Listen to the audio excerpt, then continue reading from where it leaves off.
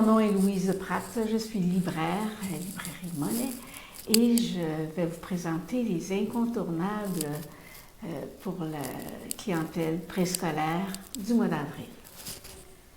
Je commence avec un livre magnifique, tout doux, un livre qui fait l'éloge de la lenteur, la tranquillité, la joie d'être en paix avec soi-même. Parce que les petits aussi doivent connaître ça, être seuls. Et les images sont magnifiques. Voilà. Ourson, qui aime regarder la pluie tomber, qui aime écouter le silence. Alors, c'est vraiment un hymne à la joie. Maintenant, un autre livre sympathique pour finalement faire connaître les nombres. Alors, vous avez cette maison d'édition-là, qui est les éditions Barnabé, une maison d'édition québécoise. Donc, ce livre, Le monde des nombres, va leur enseigner les chiffres de 1 à 20. Ce qui est amusant, c'est qu'on va leur montrer aussi qu'il y a différentes façons d'écrire un chiffre. Alors, par exemple, le 1 en lettres script, le 1 en lettres attachées, le 1 sur un dé. Et ce qui est de très fun aussi, c'est qu'on peut profiter de ce livre-là pour faire quasiment bien articulé, de la diction. 4000 pattes à cravate, outils des patates. C'est tout en rime. Alors, un livre à vraiment utiliser. Les mêmes auteurs avaient fait un autre titre qui s'appelait Le monde des lettres, qui était très amusant aussi. Et à la toute fin de ce livre de nombres, on va aussi leur montrer des dizaines. Alors, les 20, les 30, les 40. Vous avez un tableau à la toute fin que je vous montre à l'instant. Voilà. Très bien fait. C'est un livre d'excellente qualité aussi. Les pages ne sont pas cartonnées, mais presque. C'est du papier presque carton. Où ça va? Et oui, encore un livre qui va parler de recyclage. Pour les tout petits, il n'y en a pas tant que ça, et celui-ci est vraiment clair, net, les images toutes simples et qui décrivent bien quoi faire avec. Comment on fait pour recycler, par exemple, une bouteille de plastique? Qu'est-ce qu'elle peut devenir, cette bouteille de lait en plastique? Alors, on va la découper en petits morceaux, on va le faire fondre et on va le retransformer en arrosoir, par exemple. Alors, tout ça sont des informations pertinentes et enrichissantes pour les tout petits. Où ça va? Aux éditions Mémo. Très joli livre ici, Un ami pour Alice. Un livre de relation d'une petite Alice avec sa grand-mère qui, au quotidien, va faire les emplettes, ils vont se faire des recettes, ils vont être vraiment bien ensemble. Il y a un endroit où on leur montre les différents choses que l'on fait le vendredi quand on fait les courses. On va à la boulangerie, on va à l'épicerie, on va chez la couturière. Et on peut donc peut-être parler de métier si on veut y tirer.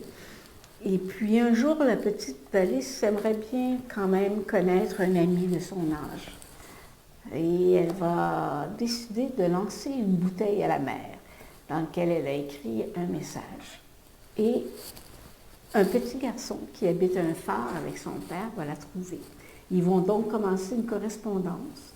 Dans cette histoire, un jour, grand-maman décède, ce qui rend la petite Alice un peu triste, pas mal triste même, et elle va cesser d'écrire. Mais la personne qui va prendre soin d'elle à partir de ce moment-là, c'est l'amie de la grand-mère, la couturière, et elle va l'encourager à réécrire. Et elle va donc se refaire en relation amicale avec ce petit garçon, François.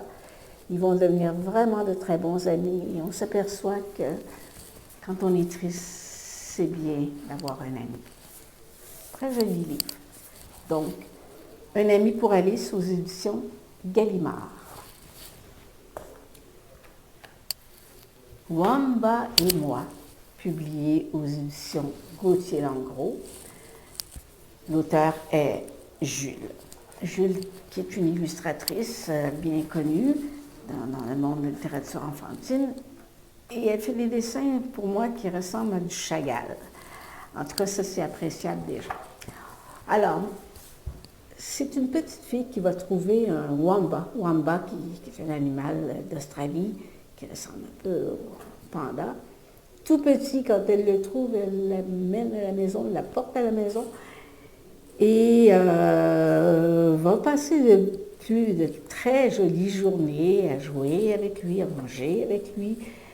Un jour, le wamba devient trop gros et ses parents invitent la petite fille à le ramener à l'état sauvage. Alors, pour cette petite fille, c'est quoi l'état sauvage? C'est bien intriguant. Enfin, alors elle retourne à la forêt, ils vont croiser plusieurs animaux et au bout de la journée, ils vont s'endormir, se blottir tous ensemble. Et quand la petite fille va se réveiller, Wamba est parti. Ce qui rend la petite fille bien triste, elle retourne à la maison. Et ses parents lui expliquent que c'est normal qu'un animal sauvage retourne à l'état sauvage. Un jour, ils vont partir en pique-nique et ils vont finalement recroiser ce wamba qui expliquera à la petite fille que oui, il est mieux à l'état sauvage, mais qu'il restera son ami pour toute la vie. Voilà. Non, c'est bien, c'est très bien. Monsieur Tigre. Et oui, quand on a 4 ans, les héros, c'est bien important. Alors ici, on va vivre une histoire avec Monsieur Tigre, qui est un lutteur. Et tout, alors évidemment, quand on fait de la lutte, on doit être en forme, on a des ennemis, et on a aussi des amis dans le ring. Alors, on pratique différentes prises, et la prise préférée de M. Tigre, c'est évidemment le saut du tigre, que l'on voit, on regarde ici. Et alors, dans ses amis, il y a l'écureuil volant, il y a Grizzly, et quand même, quand ils se retrouvent dans le vestiaire, ils sont tous des amis. Quand M. Tigre rentre chez lui, il est seul par contre, introverti même. Un jour, il va aller au restaurant et il va rencontrer une demoiselle. Et ça lui fera sentir il aura un sentiment qu'il ne connaissait pas tellement auparavant, qui est le sentiment amoureux. Mais comment faire quand on est timide pour être capable de rejoindre quelqu'un et de lui dire qu'on l'aime? Un peu compliqué. Un jour, il va la croiser au parc, ils vont devenir amis, et elle va décider d'aller assister à un combat. Et puis, lorsqu'il fera son saut du tigre, elle lui fera un cœur, et ils vont donc devenir amis, amoureux. C'est une histoire où il y a une structure répétitive, mais où on démontre du courage, comment accepter sa timidité, comment finalement se défaire de certains stéréotypes face à ces lutteurs. C'est très bien, un livre qui est différent. Et pour finir dans mes choix du mois, voici ce livre qui est Balthazar, Mamie et le train, aux éditions Ouzou. Alors, Balthazar et sa mamie vont partir en train. La mamie va expliquer à l'enfant qu'ils vont faire un long voyage, 4 heures de train. L'enfant a tellement peur de s'ennuyer, 4 heures, ça va être long. Mais non, ce ne sera pas si long parce que la grand-mère a plus qu'un tour dans son sac. Et c'est le cas de le dire. Un sac rempli de projets. Alors, à un moment donné, c'est complètement loufoque, je vous avertis. Alors, à un moment donné, elle sort un instrument de musique et elle en distribue à tous les passagers du train, ce qui va faire un certain vacarme. Et l'agent du train va constamment leur dire structure répétitive ici, ça suffit. Tout le monde se range bien comme il faut jusqu'à ce que mamie décide de sortir les crayons de couleur de son sac. Et là, tout le monde se met à faire des dessins partout dans le train. Ça suffit. Alors, comme ça, tout le long du voyage, jusqu'au moment où la grand-maman s'aperçoit qu'elle a perdu ses poissons, parce qu'évidemment, elle a porté les poissons qu'elle aime tant. Et il va falloir leur mettre de l'eau pour les retrouver. Alors tout le monde va vider ses bouteilles d'eau dans le train. Ça va devenir un véritable océan et même l'agent va profiter de l'eau pour se baigner. Tout le monde flotte et tout le monde est content. Donc, c'est, comme je vous dis, assez fantaisiste. On rit beaucoup. Balthazar, Mamie et le train, aux éditions Ouzou.